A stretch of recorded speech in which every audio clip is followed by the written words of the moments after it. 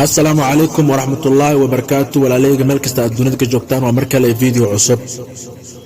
ولا كيجيو عدد ولا سعتان قفك ولا سعتان كبلوغ واتساب كأنا ماسنجر كا وحد وقعتها قف كان عيب كوقوا إنه سكوب بلوغن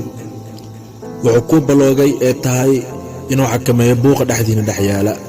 بس أختهاي فرحدو واحد دريما قفكي مروغ سو أركي دركتو واحد دريما قفكي باهي سو أركي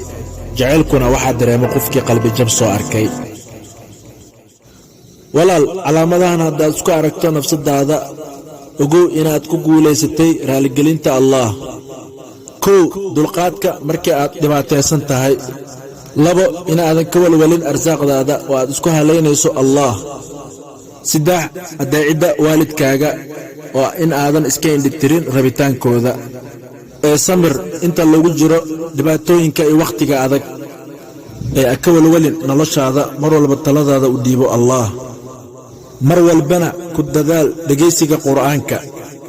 ugu dambeyn muhiimadu waxay tahay sirtaada inaadan u sheeganin saaxiibada ama asxaabtaada u sheego asxaabtaada saaxiibadaada Allah abuuray Allahas ayaa kugu filan